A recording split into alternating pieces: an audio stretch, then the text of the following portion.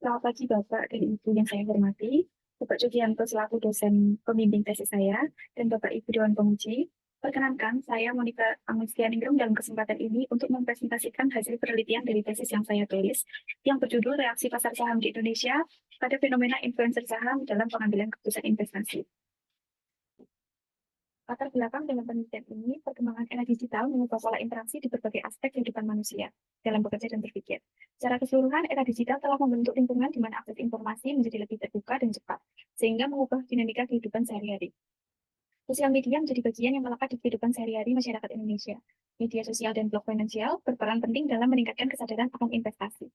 Para ahli keuangan, investor, atau orang yang ada dalam industri tersebut memanfaatkan platform tersebut untuk berbagi pengetahuan, pengalaman, dan pandangan mengenai investasi.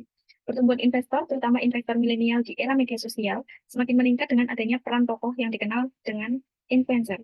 Influencer sendiri didefinisikan sebagai seseorang yang dapat mempengaruhi orang lain dalam membuat keputusan. Seorang influencer biasanya memiliki banyak pengikut di sosial media yang digunakan dalam mempengaruhi orang lain untuk mempromosikan sesuatu. Influencer saham merupakan fenomena baru di pasar bursa saham dan memiliki peran penting dalam mendukung pengambilan keputusan investasi. Influencer menggunakan media sosial untuk menyebarkan informasi terkait dengan pasar modal, termasuk rekomendasi dan saran-saran investasi. Mereka seringkali melakukan promosi saham dari perusahaan tertentu yang dikenal sebagai pom-pom saham. Masalah dalam penelitian ini, pada masa pandemi COVID-19 Indonesia menciptakan adanya ketidakpastian ekonomi, sehingga menyebabkan tingginya ketertarikan masyarakat terhadap investasi selama periode tersebut. Hal tersebut memicu munculnya fenomena influencer dalam merekomendasikan saham tertentu. Influencer sendiri merupakan public figure yang memiliki kemampuan untuk mempengaruhi keputusan investasi masyarakat melalui rekomendasi dan pandangan mereka. Berdampak positif karena memberikan awareness kepada masyarakat untuk mulai berinvestasi, namun seringkali mereka melakukan promosi saham dari perusahaan tertentu yang dikenal sebagai pom-pom saham yang digunakan untuk mendorong orang lain agar membeli saham tertentu. Munculnya fenomena ini harus diikuti dengan kewaspadaan dan kehati-hatian baik oleh investor maupun influencer yang merekomendasikan investasi saham. Sehingga besar resiko bahwa banyak investor, terutama investor pemula, yang membeli karena ikut-ikutan atau disebut juga dengan perilaku hoarding yang irasional karena tidak diikuti dengan analisis fundamental yang cukup. Kemudian pertanyaan penelitiannya, yang pertama, apakah terdapat reaksi pasar pada fenomena influencer saham selama periode amatan pada saat merekomendasikan saham tertentu? Yang kedua, apakah terdapat reaksi pasar pada fenomena influencer saham selama periode amatan dalam merekomendasikan saham tertentu berdasarkan kriteria A, financial influencer, dan B, non-financial influencer? Tujuan dalam penelitian ini yaitu menguji reaksi pasar pada fenomena influencer saham selama periode amatan pada saat merekomendasikan saham tertentu, dan yang kedua, berdasarkan kriteria financial influencer dan non-financial influencer. Landasan teori yang digunakan dalam penelitian ini yang pertama investasi. Investasi merupakan tindakan menunda konsumsi saat ini dengan mengalokasikan dana ke dalam aset produktif untuk mendapatkan keuntungan di masa depan menurut Hartono 2022. Investor yang berpartisipasi dalam pasar saham dihadapkan pada peluang mendapatkan return. Kemudian yang kedua, pasar modal. Pasar modal adalah tempat di mana individu atau lembaga yang memiliki surplus dana bertemu dengan mereka yang membutuhkan dana, dan interaksi ini melibatkan adanya jual beli sekuritas. Kemudian yang ketiga, efisiensi pasar modal. Menurut Fama, tahun 1970 berpendapat jika pasar efisien merupakan pasar yang harga sahamnya mencerminkan segala informasi yang ada. Hal ini dibedakan dalam 3 tingkat, yaitu yang pertama bentuk lemah, setengah kuat, dan bentuk kuat. Kemudian teori behavioral finance berusaha untuk menjelaskan dan meningkatkan pemahaman pola pikir investor, termasuk proses emosional yang terlibat serta sejauh mana mereka mempengaruhi proses pengambilan keputusan. Ilmu keuangan ini memeriksa pasar keuangan dan memberikan penjelasan untuk berbagai anomali pasar saham. Secara prinsip menjelaskan bagaimana keputusan dapat dipengaruhi oleh bias atau deviasi yang mungkin terjadi dari keputusan yang secara rasional diharapkan. Kemudian perilaku herding. Perilaku herding atau disebut juga perilaku kawanan mengacu pada kecenderungan individu untuk mengikuti mayoritas orang dan mengabaikan informasi yang mereka miliki saat membuat keputusan investasi. Kemudian studi peristiwa. Studi peristiwa atau yang disebut dengan event study merupakan bidang penelitian yang memfokuskan pada analisis reaksi pasar terhadap pengumuman yang berisikan informasi penting tertentu. Tujuan dari pengujian ini untuk menilai bagaimana pasar merespon informasi yang dipublikasikan. Kemudian abnormal return adalah reaksi pasar atas suatu peristiwa dapat diukur dengan menggunakan abnormal return, yang didefinisikan sebagai perbedaan return realisasian atau return yang sesungguhnya dengan return ekspektasian. Kemudian influencer sendiri didefinisikan sebagai seseorang yang dapat mempengaruhi orang lain dalam membuat keputusan. Influencer sendiri memiliki kekuatan dalam mempengaruhi keputusan investasi dengan otoritas, pengetahuan, maupun posisi yang berhubungan dengan pengikutnya. Yang selanjutnya, pengembangan hipotesis. Pengambilan keputusan tidak selalu didasarkan pada asumsi rasional dan informasi yang lengkap, namun juga dipengaruhi oleh faktor psikologis dan pengaruh individu. Dalam konteks rekomendasi saham oleh influencer, hal ini sejalan dengan adanya perilaku herding, yaitu perilaku di mana investor cenderung mengikuti mayoritas atau mengikuti arus pasar tanpa melakukan analisis independen yang mendalam. Penelitian sebelumnya dilakukan oleh Agnitori dan Bhattacharya 2018 dan Valley Cruz et al. 2022 mengemukakan adanya perbedaan reaksi pasar saat melihat respon pasar terhadap berita maupun media sosial terkait dengan influencer atau selebriti yang merekomendasikan saham tertentu. Namun penelitian yang dilakukan oleh Belenzi et al. 2020 menunjukkan bahwa tidak adanya terdapat respon pasar yang signifikan mengenai perusahaan yang di-endorse oleh selebriti tertentu. Maka, hipotesis dalam penelitian ini, yang pertama, terdapat reaksi positif pasar pada fenomena influencer saham pada saat merekomendasikan saham tertentu. Kemudian, kredibilitas dan keahlian influencer saham menjadi aspek penting yang perlu diperhatikan oleh para investor, karena influencer itu memiliki reputasi yang tinggi, sehingga rekomendasinya dianggap sebagai tanda kepercayaan yang dapat memotivasi investor lain, terutama investor pemula, untuk mengikuti saran investasi. Dalam penelitian ini, H2A, yaitu terdapat reaksi positif pada fenomena influencer saham selama periode amatan, berdasarkan kriteria financial influencer pada saat merekomendasikan saham tertentu. H2B, terdapat reaksi positif pasar pada fenomena influencer saham selama periode amatan berdasarkan kriteria non-financial influencer pada saat merekomendasikan saham tertentu. Kemudian metode penelitian yang dilakukan dalam penelitian ini, yang pertama desain penelitian menggunakan pendekatan kuantitatif dengan menggunakan data sekunder berupa harga penutupan saham harian selama 21 hari efektif. Data ini diperoleh dari website BEI, Bloomberg, dan Yahoo Finance. Dan menggunakan media sosial, Instagram, Twitter, dan TikTok untuk melihat fenomena herding yang dilakukan oleh influencer. Metode pengambilan datanya menggunakan metode purposive sampling dengan kriteria sebagai berikut. Yang pertama, tercatat di BEI dan direkomendasikan secara eksplisit oleh influencer pada periode tahun 2020 dan sampai dengan 2021. Kemudian, influencer dengan akun Instagram verified memiliki pengikut dalam sosial media yang telah disebutkan sebelumnya di atas di atas 10.000 follower. Aktif merekomendasikan saham tertentu di sosial media pribadi dan menyebutkan secara eksplisit saham tertentu dengan ketentuan waktu yang jelas. Kemudian metode penelitiannya menggunakan studi peristiwa. Deskripsi sampel penelitian, berikut adalah daftar influencer yang merekomendasikan saham tertentu dan memenuhi kriteria penelitian. Jumlah keseluruhan sampel pada penelitian ini terdapat 118 saham yang direkomendasikan oleh 18 influencer yang telah disebutkan, yang cukup berpengaruh di masyarakat sesuai dengan kriteria penelitian. Analisis data dalam penelitian ini melalui 9 tahap, menguji hipotesis menggunakan T-hitung, menggunakan T-tabel, dan sampel test. Kemudian, berikut adalah hasil statistik deskriptif dari abnormal return secara keseluruhan. Hasilnya, tabel ini menunjukkan nilai statistik deskriptif dari 118 sampel yang termasuk dalam kriteria penelitian. Abnormal return negatif sebelum peristiwa terlihat pada T-10 dan setelah peristiwa T+2, T+5, T+6, dan T+8. Nilai minimum paling kecil terdapat pada periode T-1 sebesar minus 0,1022, yaitu saham dengan kode saham FIRE yang direkomendasikan oleh Yuda Keling.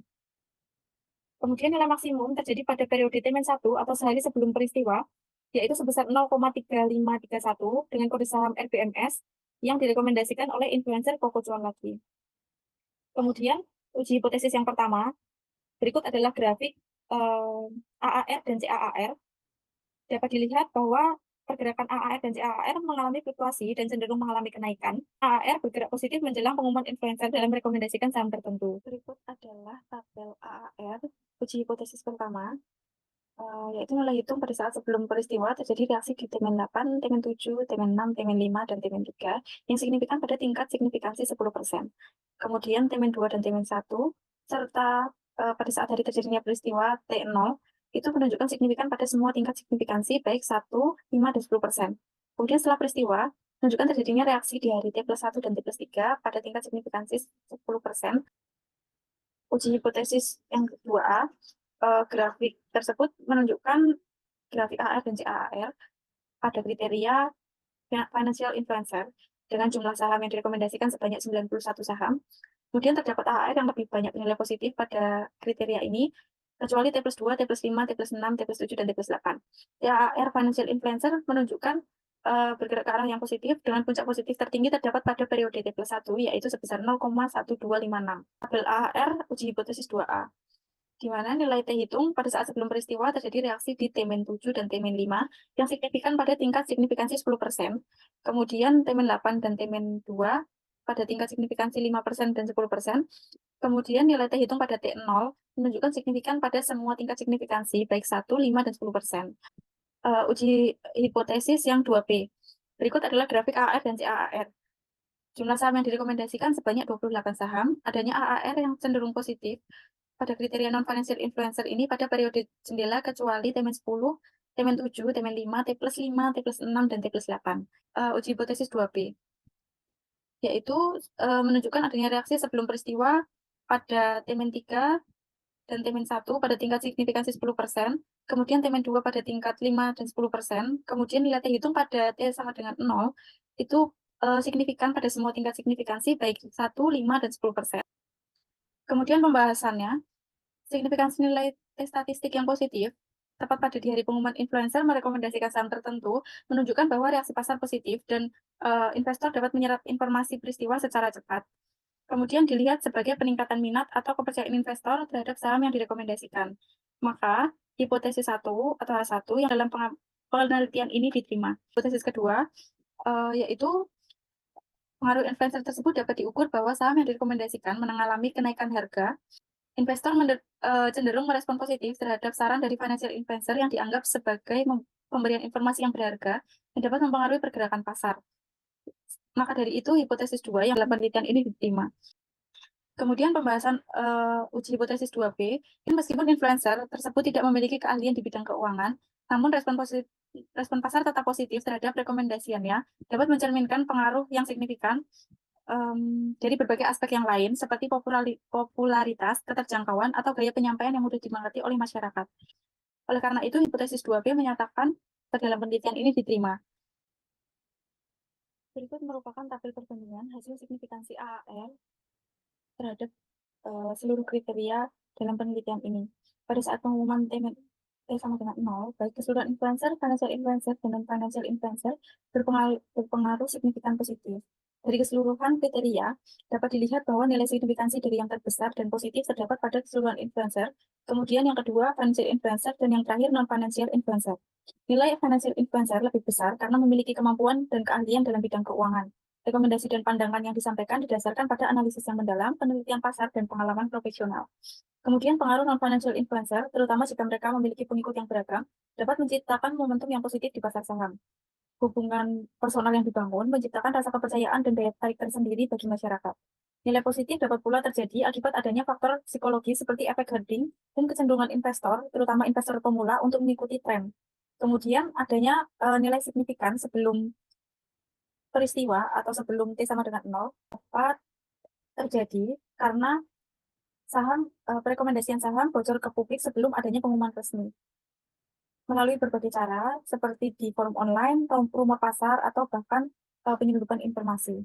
Kemudian, kesimpulan dari penelitian ini, reaksi pasar positif terlihat pada pengujian yang dilakukan terhadap adanya fenomena influencer dalam merekomendasikan saham secara keseluruhan.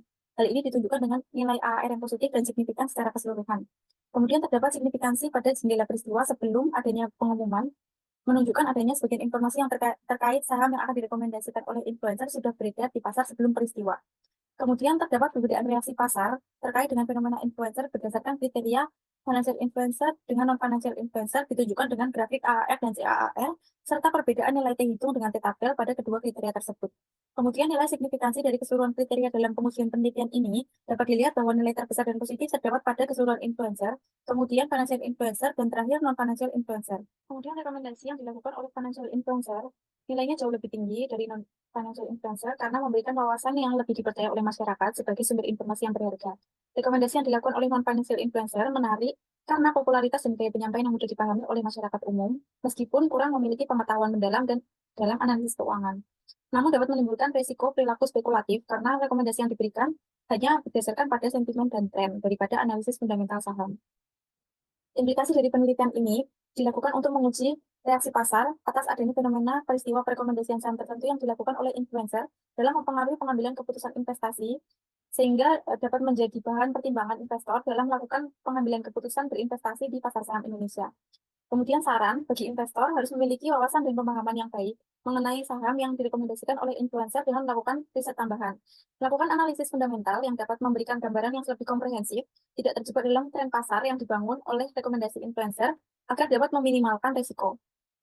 Kemudian penelitian selanjutnya dapat menggunakan metode serta jendela peristiwa yang berbeda, dapat menambahkan penerapan penggunaan proksi yang berbeda seperti volume perdagangan, perubahan likuiditas, dan sebagainya, agar dapat menangkap reaksi pasar dengan lebih detail. Sekian presentasi dari saya. Mohon maaf apabila ada kekurangan. Atas perhatian Bapak dan Ibu, saya ucapkan terima kasih.